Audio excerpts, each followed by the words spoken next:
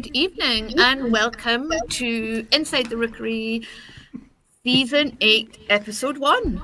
Season Blimey. 8. Wow. Blimey, yeah. I've got a little bit of an echo. Can people in the chat tell me if they can also hear the echo? There's been a few audio gremlins when Mark and I were setting up early, so let me know. If not, I might take off these headphones or try and do something else.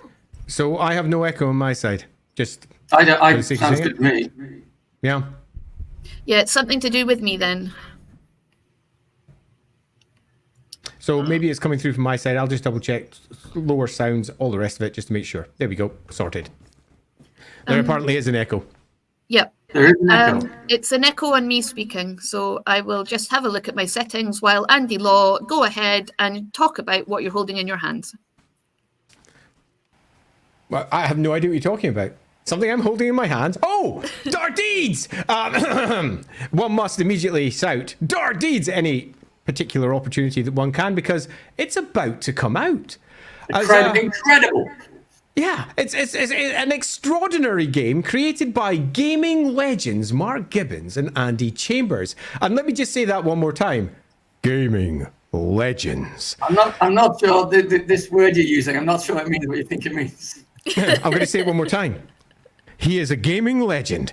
And Dark Deeds is about to hit our stores, hopefully in about the next week or so. We'll have exact dates coming out to you over the course of the next week, just to make sure that they are confirmed. And today, in particular, we're going to be taking a long, dark look at I'm going to just pause here to actually let Mark take over, because he's got a word which I think is just beautiful. It starts with grim and ends with... Pickle. The grimsicle world of Dark Deeds and the great city port of Anthrand, where it is set. And today we're loosely going to be discussing that. We're going to be discussing what that setting brings to the game itself, where it perhaps brings to your own games as well, should you decide to use Dark Deeds as part of your own gaming and not just play the game like most normal folks do, because you know we're a bit odd at this side. We like doing things more than just playing games as they're presented to us. We like to tinker. And beyond that, if you do have any questions about Dark Deeds in general, today is the day to ask, because if you go off after this stream and pre-order the game, you will get an email not that long after saying, hopefully, it's getting shipped to you soon. I thought I might start... Oh, sorry, Lindsay. We are hearing that you might have a little echo too, Mark, but when you spoke there, it seemed to have gone. So I wonder if it was just early gremlins working their way out this system that we're currently in. Maybe, unless I can plug headphones in. No, it's fine now. Sounds fine to me now. I could hear your echo before, but not now. Okay. So we seem to have sorted ourselves out. Okay. Well, I thought we might kick off with a reading.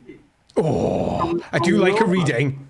So I've got my reading as opposed to my looking glasses on. So I won't do the voice, but I will read from the letter, the letter that all minions receive when they join the service. There is still a slight echo on you, Mark, so we might need you to plug your headphones in, I'm afraid.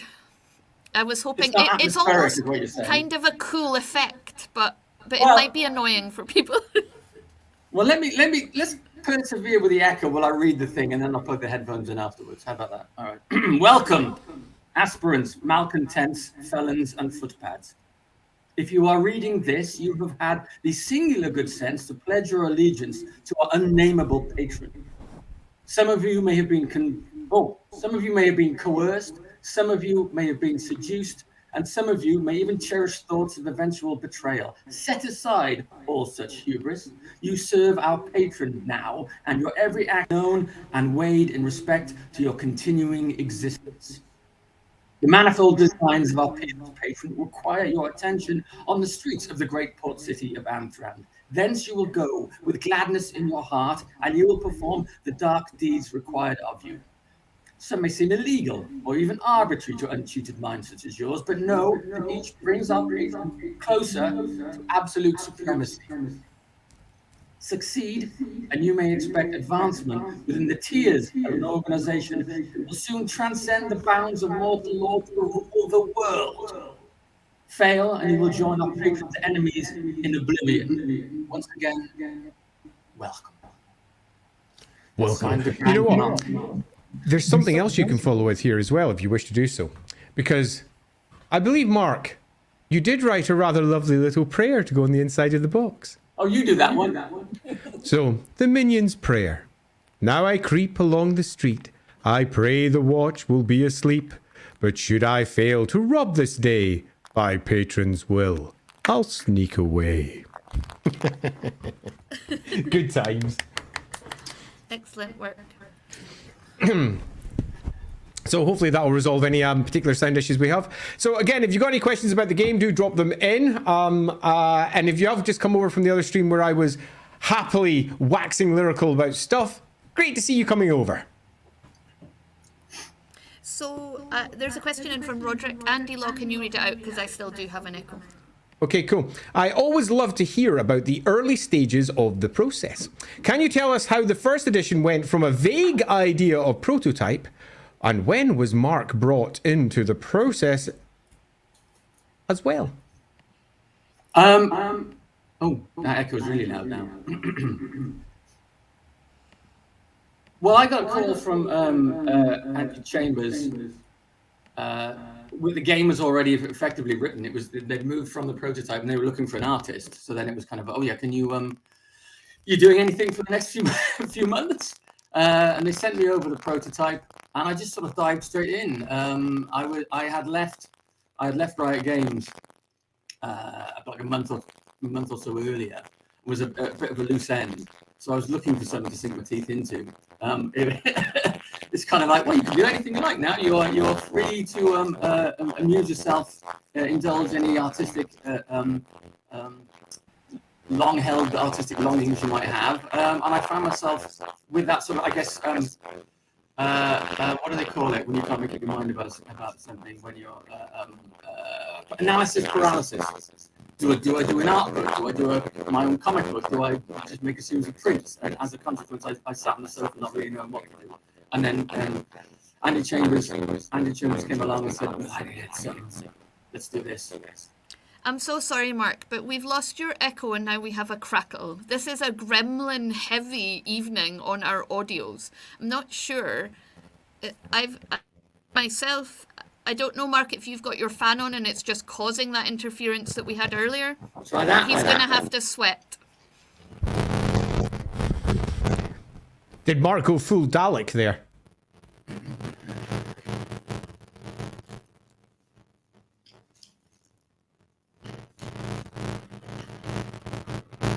No, you're definitely still crackling. So basically, I've muted Andy Law, and we still have a. Oh, this is so annoying because it's coming I'm in. unplugging my headphones. Okay. It appears to be an issue on your side, Mark. It appears that some minion has crept into the workings, has hijacked Mark's mic, and added an extra crackle, earning that particular minion an extra 3 points of favour with the patron. Shall I log out and log back in? What would you like me to do? You've suddenly gone clear. The crackle has gone, and the audio is better. The echo is better. So let's press on. Right. Where was I? Where were you? You were partway through. Yeah, so I received a prototype of the game and then just really started painting stuff. It was like most prototypes. Andy Chambers and Ryan Miller had sort of cobbled together a sort of rough version of the game that borrowed. In some cases there was no art. In some cases they just borrowed art from stuff they'd found online. And so, well, something like that. And things like the citizens were all undefined at that point. It was, well, we need some clerics and we need some merchants and we need some artisans, and well, just sort of let yourself run riot with those in terms of character types. And then the flavour then sort of grew out of that. Same with things like loot. There was some sort of vague. Oh, we need a +1 strength here. We need a +1 cunning here. We'll probably some sort of disguises and some weapons, and then a few little one-off items. We have a crackle back in your mic. It sounds like you've got a loose connection. Yeah, I think Because it's fine and then it stops Wow. being fine. That grumbled like mad, like again a wire was being moved. Yeah. Sorry. I don't know what to do. Wow. Yeah, we're like crackly.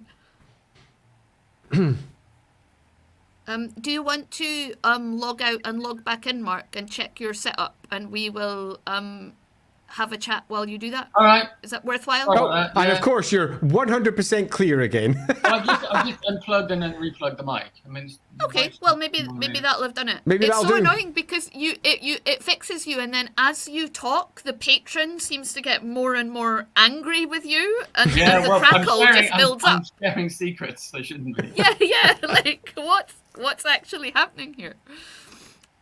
Right, okay, so I do have some questions that came in on the Discord. I'm gonna put them straight in the comments today.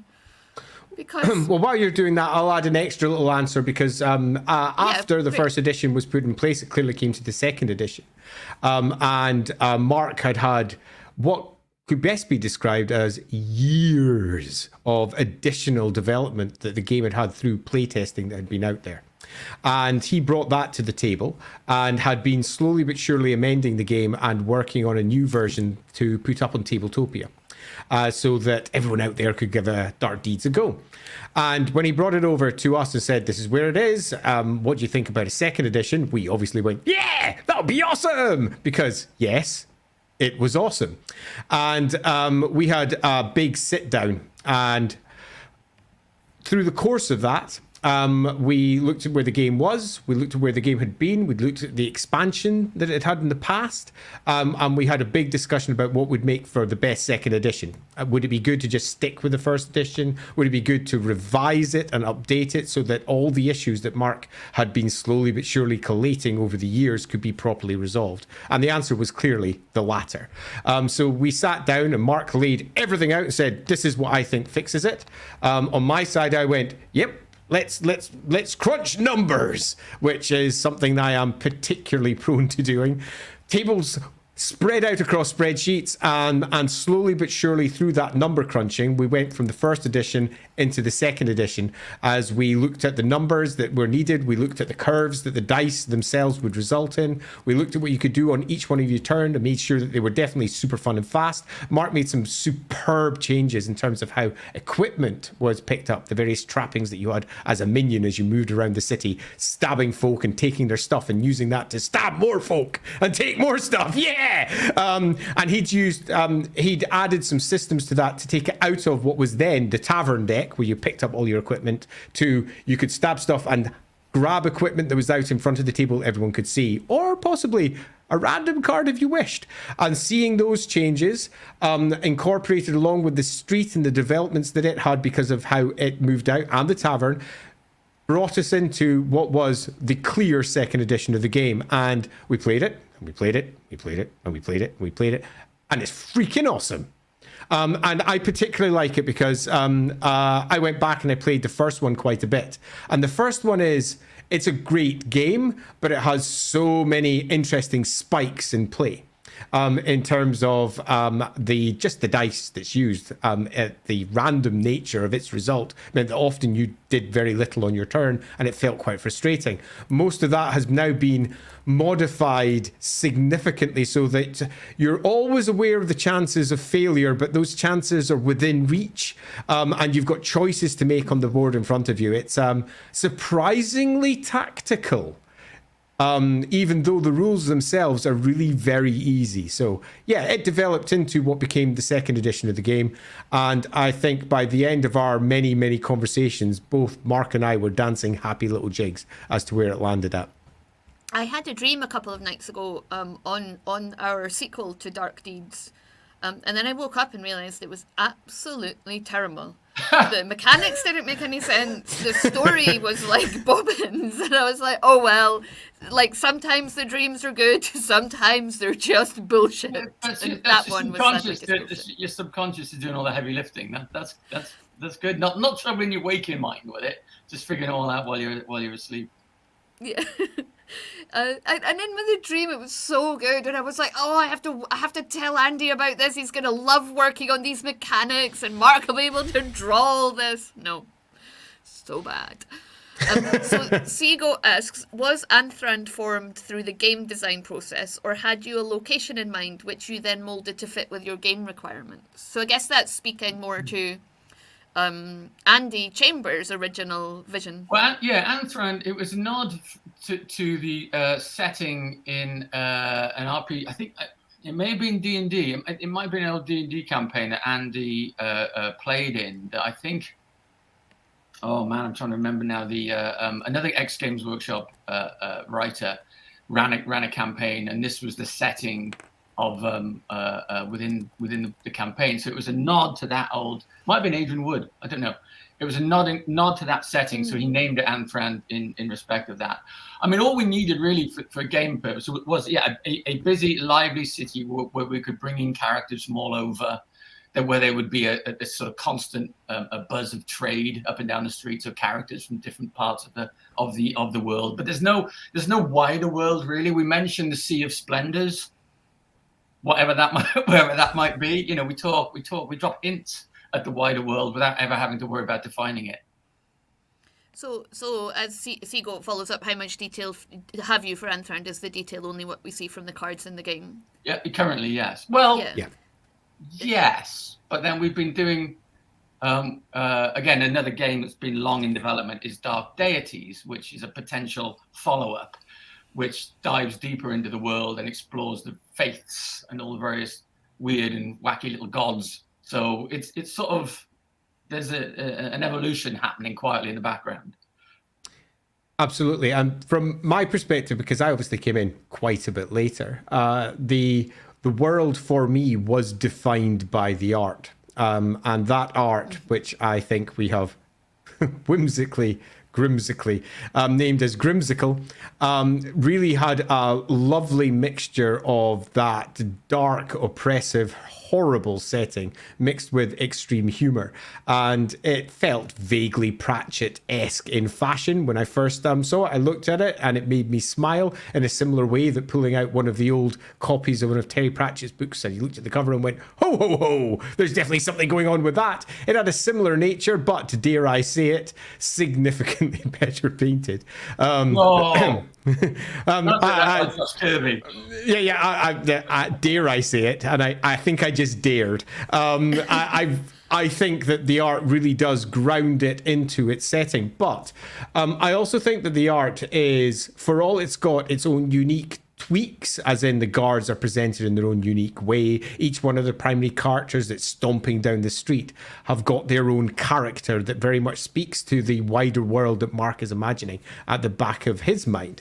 They are also broadly applicable. So if you're looking for something that would work within most relatively grim and humorous settings, you'll have things here that are both inspirational and that fit really rather well, regardless of which particular game that is. So for me, it was actually quite inspiring because of that, because I immediately started thinking about how I could use it in other games, because that's what I'm like.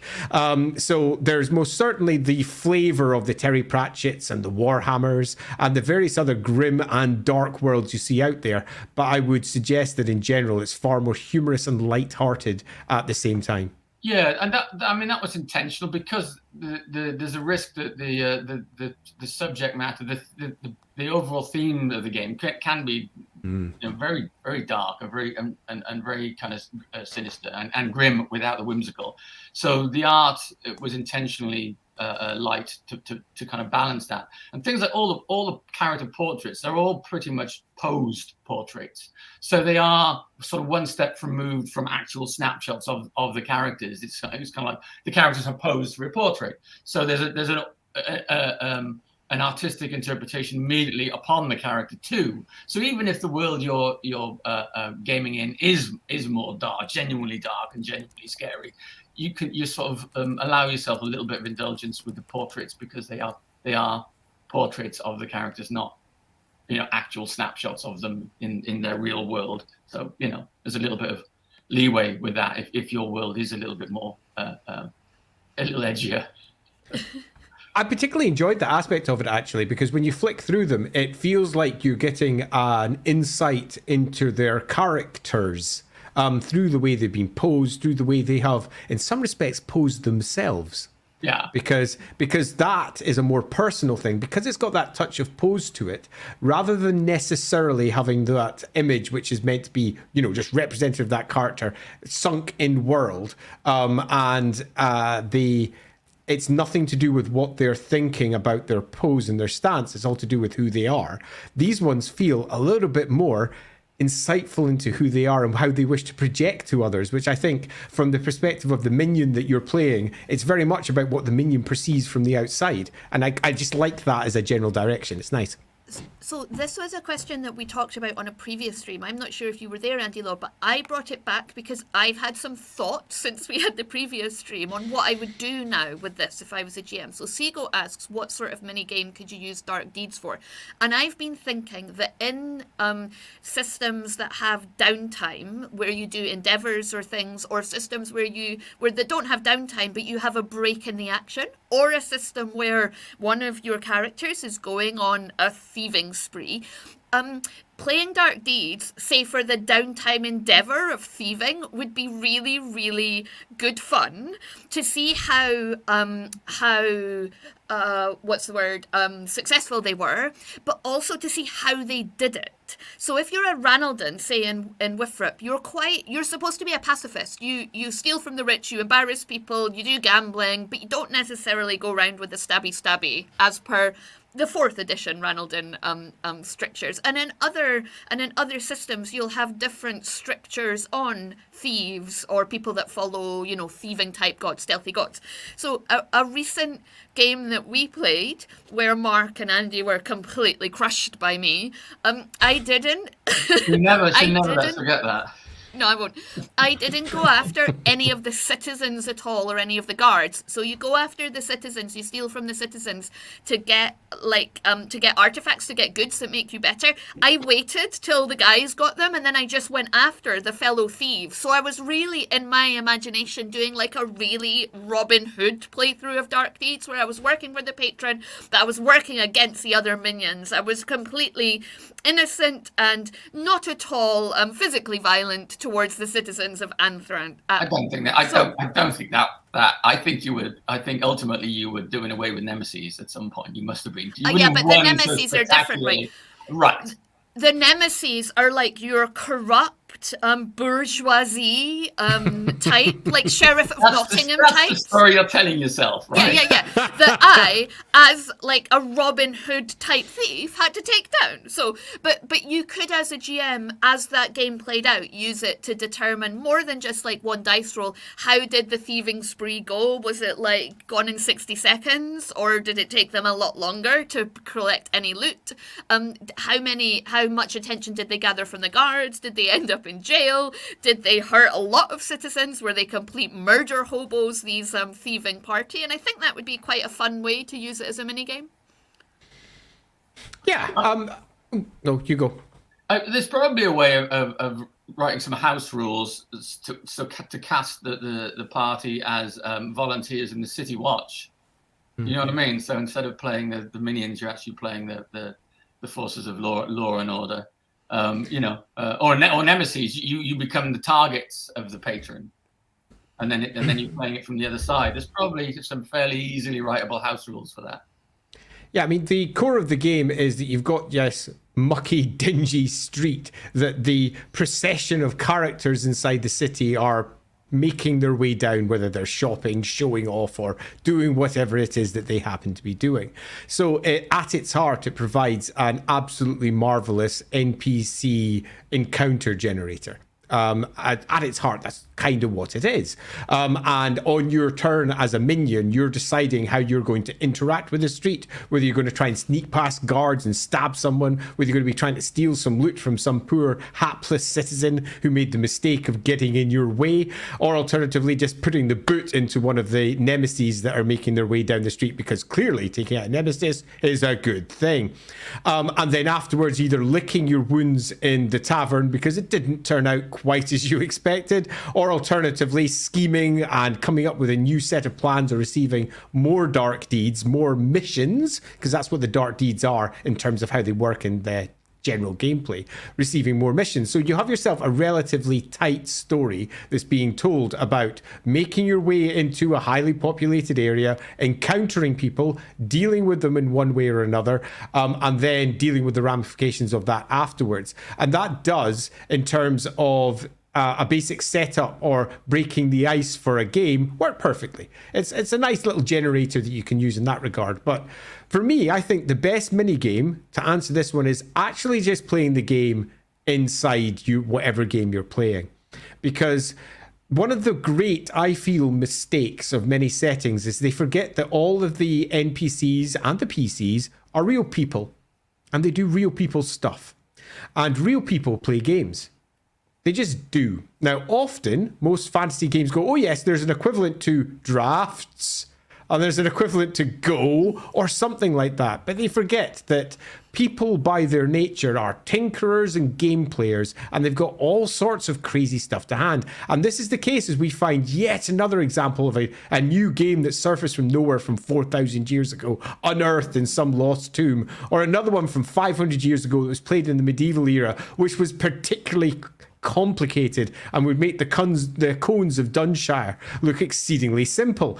And you can't help but look at all of those and go, where are they in our fantasy games? And I think this is a game that fits into almost every fantasy game with ease, and you can just say, we're playing the equivalent in game, a little bit like if you were in The Witcher and you were playing a game of Gwent.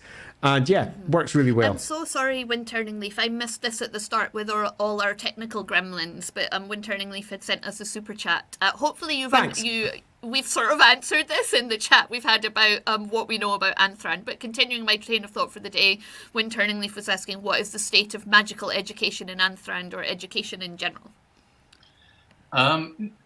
It's magic free, certainly in the current edition. There probably are mages. I'm sure there are.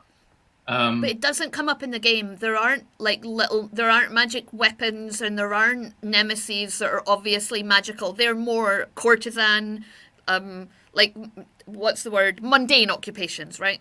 Yeah, there are certainly there's a whole a group of citizens that are clerics, but they're not magic. They're not magic users, or if they are, then it's not flagrant. We did it when referring back to dark deities. When we had a plan, we had that the game had been in development a few years back, and I did a little promo pack of loot that was from the deities. So it was called Loot of the Gods, and it was items from each one was connected to one of these deities, and they had magical properties. And it was meant to be a promo thing that we were going to release in the lead up to Dark Deities, but then things sort of collapsed for a time, so it never got released. So the idea is that we potentially play into that or lean into that with time. Again, as we sort of expanded it, but the nature of Dark Deeds, it just didn't require magic. That's not to say that there couldn't be a cool expansion. Who knows? Yeah, in fact, Sorry, I was just going to say, and there's certainly nothing, again, in any of the nemesis, the occupations, the art, to suggest they have free universal education in Anthrand. Looking for clues. There's not like a school teacher character or a university beadle, is there? No, I'm stretching my mind because I feel like there is, but I can't think of one. No. Okay, so I'm not sure that the patron has got a long-standing grudge against. Yeah, and as I recall, we didn't put the Witch Sniffer in, did we? The Witch Sniffer's in, yeah. Exactly, the Witch Sniffer is in. So the Witch Sniffer confirms that there are certainly people who are accused of using some form of magic. Whether they actually do or not is quite a different thing. As is often the case with these darker, more grimmer sides to things, our accusation of witch is nothing more than an accusation of, that's the person I want dead today. But I definitely think that It's a world where, whilst this particular game does not focus upon, or indeed even really consider it much, it absolutely is probably a part of the setting somewhere, and would make an obvious expansion, for example, should that be a good way to go. A bunch of wizards or a magical item or two or something similar. Definitely, though, the gods are a thing. And the gods have a variety of different clerical positions that are popped up in various nemesis and similar. Yeah, the clerics as a group of citizens, the deities themselves are not defined. Yeah. But the clerics clearly belong to one of 3 or 4 different faiths. That it's kind of like hinted at rather than being blatantly defined. You've also got nemesis like the patient, who has clearly escaped from some laboratory somewhere. So there's a level of at least medical sophistication. I was just about to say that there was at least some element of medical sophistication, and then I looked at the state of the patient, and I think sophistication would be pushing it a little far. Pass the buck. When you give one of your dark deeds to another player, you're clearly passing a note, but it's signed with an X, so we can make some assumptions about universality of literacy. And in fact, as I said, we started up with reading a letter, so the letters are handed out to the patrons, to the minions, but there's no guarantee. Well, it's read to them. It's read to them by, I guess, the patron's equivalent of the mouth of Sauron. So they're all gathered together in the tavern and then addressed and welcomed to the organization. But I don't know in terms of actual literacy what the standard of education is. Probably very low. The tax collector does seem to have introduced a level of double entry bookkeeping, which is quite sophisticated accountancy. Reason enough to get on the nemesis list, I suppose. I think it's brilliant that this is exactly what creators sometimes laugh about, that we're sitting here trying to derive meaning from what's literally just Mark's drawings. Mark's like, yeah, I just drew that. It doesn't mean anything, Lindsay. No, it does. It absolutely does. You've drawn it. It now exists. To interpret it in any way. Yep, in any way I have interpreted it as quite a sophisticated tax and revenue system in Anthrand. Anyway. Yeah, I'm sure the patron has been audited at some point, and as a consequence of that, tax collector goes on the list. Yeah, exactly. So that amuses. My final answer on on the question would be, use it as an in-game, because there is something beautiful about getting your PCs around a table and having them play. Not the players play, but the PCs play the game, because they're suddenly interacting in a different way. They're not discussing about the next big bad guy they're trying to take down, or who the next person they have to assassinate or deal with or otherwise have an interlocution with. They are simply playing and having fun like real people. And that, for me, brings the character from the role-playing games to life so much more than just, arguing about which shop they're going to visit to so they can get an extra +2 sword or whatever. So, yeah, use it as a way of allowing your characters to breathe. Yeah, so there's a few messages in the chat I'd like to bring up with suggestions. So Hawk said a Stars Without Numbers faction turn, and also a setup for Blades in the Dark. So use the game results to preface the heist for Blades in the Dark. And Hawk says to set up unique relationships between the gangs, or you could use it as a preface. Also, you could use it for your own hirelings gang and their shenanigans. To me, it reminds me sometimes of Lords of Waterdeep. Like, Lords of Waterdeep is like the zoomed out version, and then Dark Deeds is like the zoomed in version onto a little section of the city in Lords of Waterdeep. So I think if you were playing D&D, you could use those two games like that as big and small, which might be quite fun. Yeah, it's something we talked about really early on. Was it at some point it'd be nice to do a version of to do another game in the series where you go from being a minion to being a patron, and then you're fighting with other patrons over control of sections of the city potentially. So you've got a gang of minions that you send out then. That might, for sure. Sorry, I don't like it when I cover other people's faces. It's okay to cover mine. No, I'm sitting quite high. So Drunken Mystic Ironlung says, I've played with the idea of using it as a way to introduce mechanics to both work together and against one another for patrons of various alignments. So the dark deeds might actually be deeds of order and disorder to generate a way for groups to take on different alignments while still being able to play with and against different parts of the group, to ultimately bring characters of different backgrounds and alignments into a cohesive group with clear roles and goals. Big, huge thumbs up from me there. Definitely. And then the next one, the question in the chat, is from Wind Turning Leaf. These dark deities have been mentioned several times now. Who are they? They're a collection of gods in a constant state of flux. The idea that there is a sun deity called Delos, who is a sort of main patron deity of Anthrand.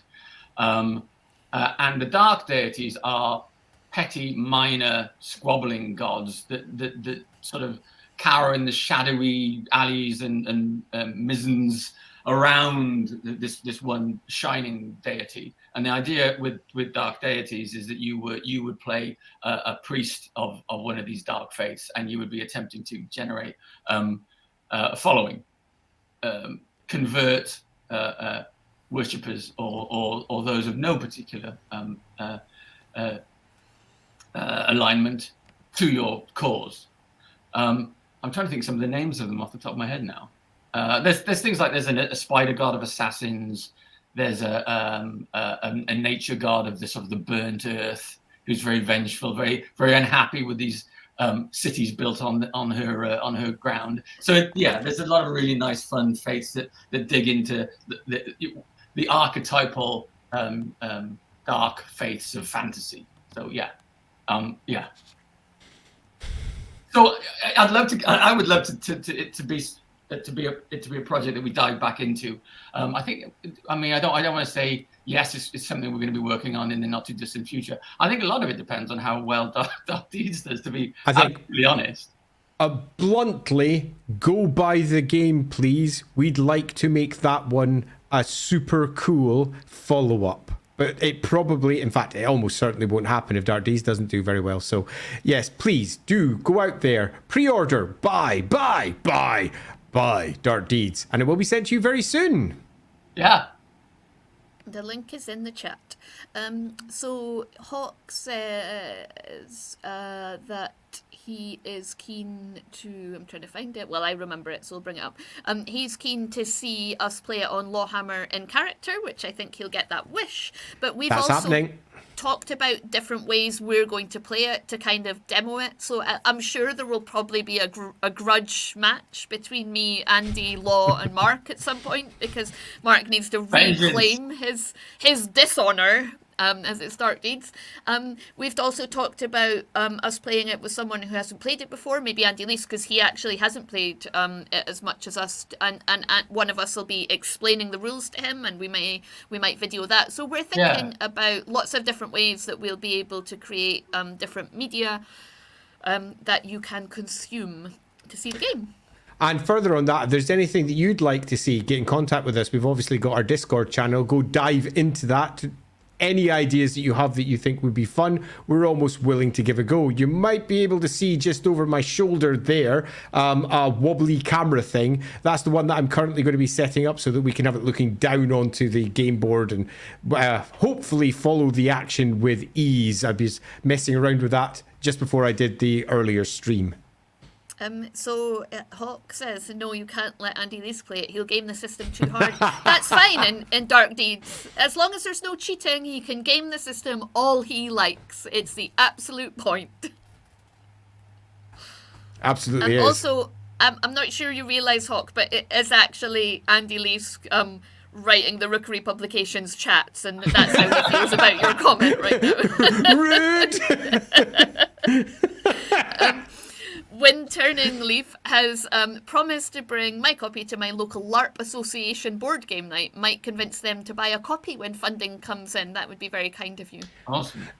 That's also interesting. I hadn't considered playing it through LARP as well. It's one of the things I used to quite like doing with LARP was take a bunch of characters, because LARPing is generally large groups of people all working towards a host of similar stories with perhaps one overarching plot line for the evening, whatever it may be.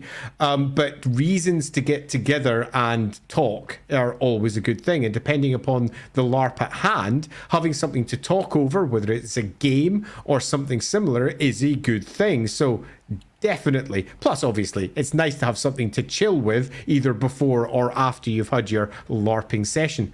So yeah, I think it's a very, very good fit. It's particularly good because the game is targeted to be kind of humorous and silly, but also kind of antagonistic, which you'll find in LARPs is, depending on the LARP obviously, but in many LARPs there tends to be groups of PCs working against each other anyway, so it matches that underpinning theme relatively well. Does anyone do like streams of LARP, like actual play LARPs, like we do actual play tabletop? I've never seen one. It would be tough. You'd need so many cameras. It'd be a lot of work. It'd be challenging, wouldn't it? Yeah. It would be Well, challenging, yeah, but everyone could just film themselves on their phone. They could just like have just film whatever they see and stream it on their own Twitch. Yeah, you'd have to have a little, camera built into your horned helmet or your wizard's cowl or somebody would have to sort of, it sounds like a major undertaking. A GoPro, but you'd have to like rename it to sound fantastical. Oh, the eye depends of on what you keep playing. The eye of the eye of GoPro. Yeah. Yeah, the eye of GoPro. All hail a great GoPro.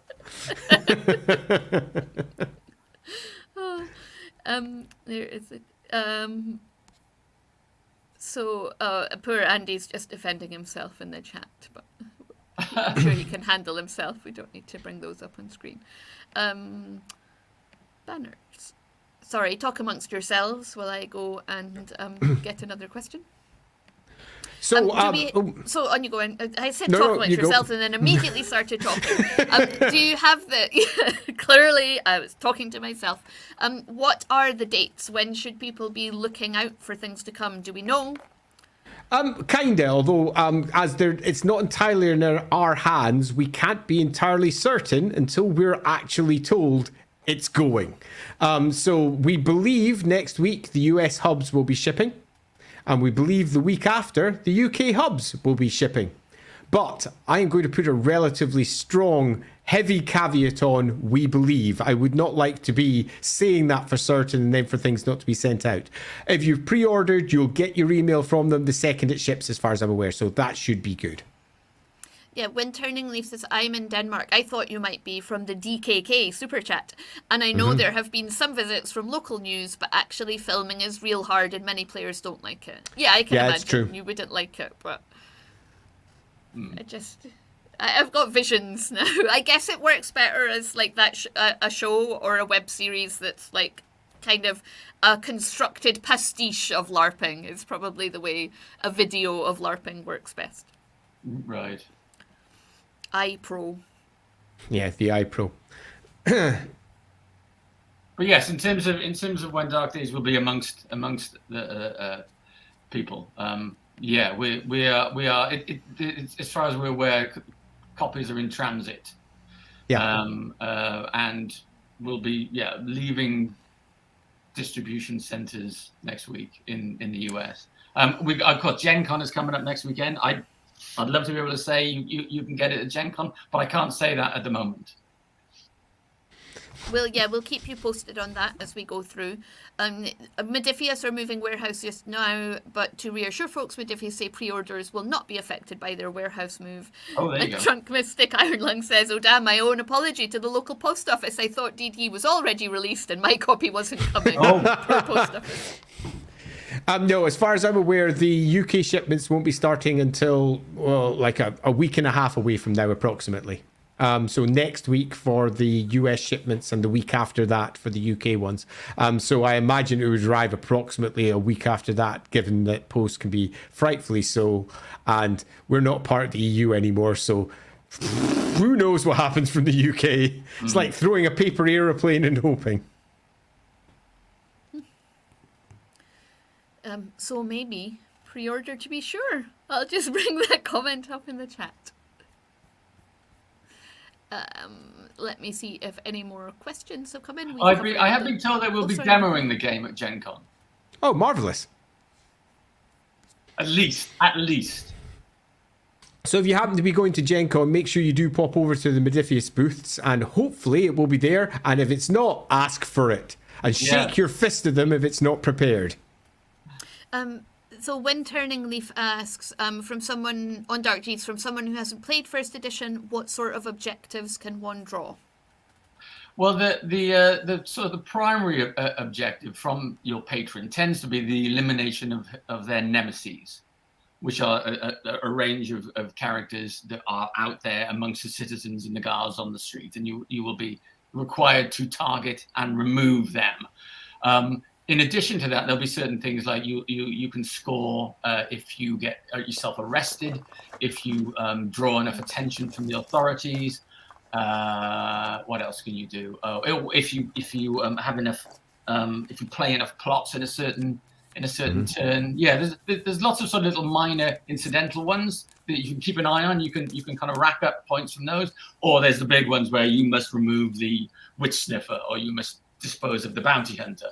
And those are the ones that usually come with the big points, because you'll score favor points for completing a dark deed, but also for the removal of a nemesis, so that you sort of double up. So it's always, those are the ones that usually win you the most favor. Absolutely, and it's the doubling up that, as a wise minion who is attempting to gather as much favor as possible through completing their dark deeds, that really scores you a potential win, because you obviously don't need to have one of the missions to take out one of the one of the nemesis, or to take out guards or an equivalent. You can do that just to grab the favor for taking them out. But if you have the dark deed, that's what doubles it up. It's also worth noting that one of the subtle, silent dark deeds is thinking about what your opponent might have and stopping them from getting those. Because if you don't complete your dark deeds, any incomplete ones held in your hand, well, they will be scoring against you rather than favorably. And that can be an absolute killer at the end of the game if you have, for example, taken on 2 or 3 dark deeds thinking, I can finish those off quickly, and then you find out you can't, and then one of your other graceful minion friends reaches out and says, I'm not completing this one,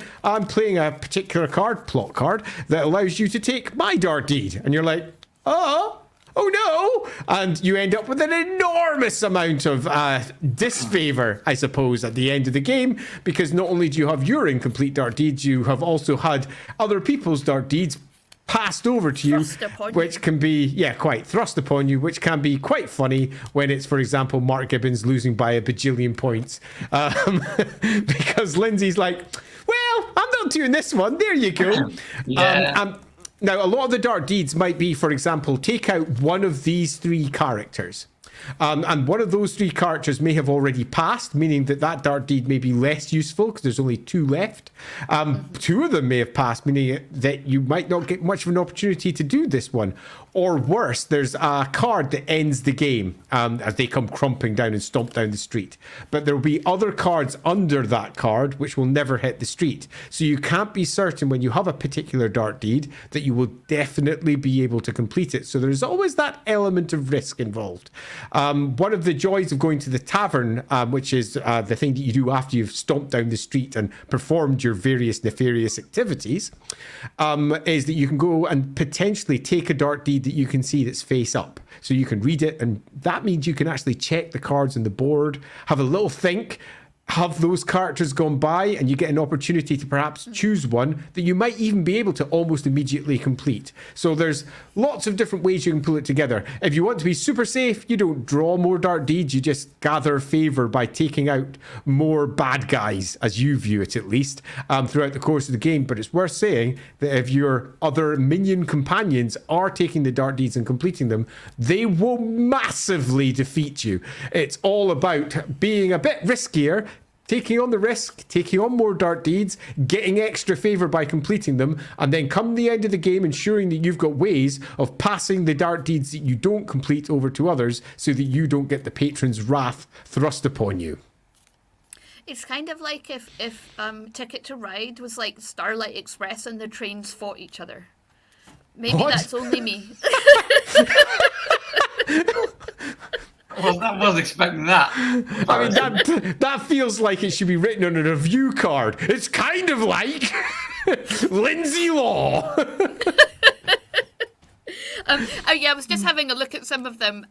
Things like collecting loot, things like, so if you've got lots of loot or if you've attacked lots of guards, and so what that does is it means that, sometimes when people play games, they always, and you're playing in the same group, like the same people always play the same tactics, and that gets a bit like samey. Like I'm a little bit guilty of that because I always like to play a aggressive game. But because you get your dark deeds at random, it kind of I don't know why you're shaking your head and Because frowning. it's a lie. I know. That would be like saying that whenever I say, "Oh, I don't think I'm having a good game," it's true. Well, generally it is. Anyway, but because the dark deeds that you get at the start mean you then have to plan out your game, and it's kind of like leads you down a path, and every time you get different dark deeds at the start, you're kind of like led down another path, and sometimes it just, sometimes the street kind of comes out in the perfect order for you to do your dark deeds. Sometimes it feels like everything is against you, not just the other players, but the cards, the dice, and everything. Yeah, you could find yourself, you could get the dark, because you get 2 dark deeds at the very start of the game. And it could be that you might get, let's say, infiltrate the keep, which is one, you score that one after you get arrested, and you might get another one which is a wild goose chase, where you score when you have at least 2 guards chasing you. Like, okay, and you immediately gives you an idea for the strategies of the game. Okay, I need to actually aggravate the local authorities. I need to get them chasing me, and I need to get to a point where I've committed enough crimes where if they catch me, they will arrest me, because then I'll double up, then I'll get all the points. So immediately you set yourself up with a strategy for that game. Mm-hmm. Yep, completely. And in fact, I'd like to reiterate just that in general. I have played the game quite a number of times now. And in general, it's kind of never the same. And it's not just never the same because you yourself will be playing according to the dark deeds you get. So, for example, you get one that says you have to take out 1 of 3 of the nemesis, and another one that says kill lots of guards, some equivalent. So you've got an idea that you're going to be going out trying the stabby thing. You're going to be trying to take people out, which means you're definitely going to want to try and get weapons. So you're going to be trying to mug one of the local guys to get a weapon so you can start stabbing everyone. You've already got some form of a basic strategy simply by the dark deeds. Each of the other players who are around the table will be similarly adjusting what they might initially have thought they were going to play according to the dark deeds that they've drawn, meaning that everyone else plays a bit differently. And you might find that you expect someone on the other side who's got all the stabby weapons to keep on stabbing, but they start just racking up crimes because they're trying to get more suspicion. So they're trying to do other things, meaning that they want to get arrested for a different dark deed. And you can sometimes figure out what they're trying to do. So you can just wait a minute, no, because there's some cards where you can interrupt the turn, like the almost infamous sod off, which is always great fun to play, because if you hold it just 1 or 2 turns longer, you almost certainly know that it's going to reach, come the latter half of the game, an important play where they're desperate to complete a dark deed or they're desperate to get a piece of equipment, and you just go, nah. And that is always hilarious, particularly when you see all of their plans crumble in their eyes. So yeah, super fun. Hawk says mecha train combat game when trains fighting each other for the Rooks. And he also asks, who would you be following on the elven path of dark deeds? And before you come to that, I'm just going to say Heckerty has come up. Drunk Mr. Caroline says Heckerty has come up a few times with the elven-leaning characters on my end because of magic, and Kane has also been mentioned for the murder spree inclined players I have talked with. Yes to all of that. Yeah, totally. Yeah, that would do just fine. And Wind Turning Leaf says there is a prince, as I remember, making Anthrand some sort of monarchy, but is there also anti-monarchic nemesis? Are we actually the good guys fighting the system? There's an agitator, isn't there? Well, there are certainly clerics that. Yeah, I mean, there's a priesthood. There's a monarchy. There's a sheriff. There's the usual ruling bodies that are probably butting heads a little bit. I'm sure that the patron regards themselves as a freedom fighter. That I'm sure that inevitably. So yeah. As I said in a previous stream, pretty much every one of the local nemesis stroke authorities are clearly corrupt as all the hells. I mean, the brute squad, when it comes stamping down, is quite literally a brute squad of watch. These are not the good guys. The entire city appears to be broadly a bunch of bad guys and other bad guys and poor hapless citizens sort of living in between. That being the case, it would be very easy if you wish to repitch it in your own mind that you are some form of Robin Hood fighting off against the corrupt sheriff of Nottingham for an arguably somewhat nicer patron. If you wish to do that, you most certainly could. Having said that, though, the general tone of it is pretty awful, and sadly, the awfulness that they represent, the various nemesis et al., are probably better than the alternative, the patron, who is particularly awful. I think there's something very, very sinister about the patron. We don't even know whether it's a single patron, Sauron style, or whether it's merely a gang, one of countless gang leaders within the city. You don't know. You never find out. You are so low on the totem pole. That's what I'm thinking for the combo with Lords of Waterdeep, where the character you play in Lords of Waterdeep would be the patron of the lowly minion cubes that you collect, and it's the minion cubes that are going and doing the activity. Yeah, actually, this was a core component when we were pitching out the final edit of the game, because the very nature of just the term patron is it singular? Do you go plural? And when you go plural, it confirms that there's more than one, and that's something that was definitely not desired. But when you go singular, it doesn't necessarily confirm it because it's from the perspective of the minions. Yeah. So the general idea was patron singular all the way through, with always that slight hint that it could be several vying factions and the minions perhaps getting picked up by multiple different patrons at different points and all used in different ways. But the general pitch is a singular defining somewhat horrendous entity behind it all, while simultaneously might be more. Yeah, certainly the implication is that all the minions are in the service of the one patron, and the patron actually encourages this sort of competitive infighting. You could not directly. You don't go to war directly with your fellow employees, but it's kind of like a toxic office environment. It's a toxic workplace. Everybody's vying for attention of the boss and undermining your co-workers in what the patron has determined is an acceptable fashion. Mm-hmm. Yeah, because there's a tax collector and a speculator, so it's basically late stage capitalism in a fantasy world at this point. Yeah, but the patron has things like an escaped patient and a landlady, an alewife on their list, on their hit list. So what's that all about? You know what I mean? Yeah. You can understand not liking the pontiff or the prince. But when you come down to the relatively low-level individuals, it seems very petty, which again is very typical of a modern boss.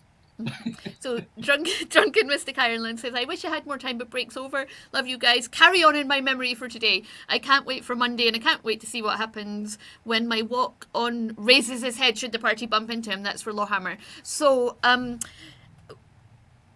don't worry, you're not going to miss anything, because that is 1959 and we are just about to finish the stream. I will just tell you what we're doing next week on Inside the Rookery on Saturday night. We're talking to Jendia Gammon and Gareth L. Powell about their new publishing imprint, Stars and Sabres. So please do join us then, as Andy says in the chat. Until then, thank you to... I will also add that it is extremely likely that should the game be shipping out, we will be doing a couple of cheeky little side streams through the course of the week. So watch out over on our Patreon for that, because the second we definitely know when it's happening, god dang it, we're going to be doing that. And getting an opportunity to actually play the game out in public and indeed even open a fresh copy. Ooh. So until then, thank you very much for joining me. Thank you, as always, to all our patrons who keep these streams ad-free. Thank you to everyone in the chat, as always. Thank you to my minions, Andy and Mark, for joining us. And till the next... Oh, one little super chat. We'll have to do that another day, I'm afraid. Watch this space for more. We will see you next week. Until the next time... Goodbye and caw-caw for the first time this season.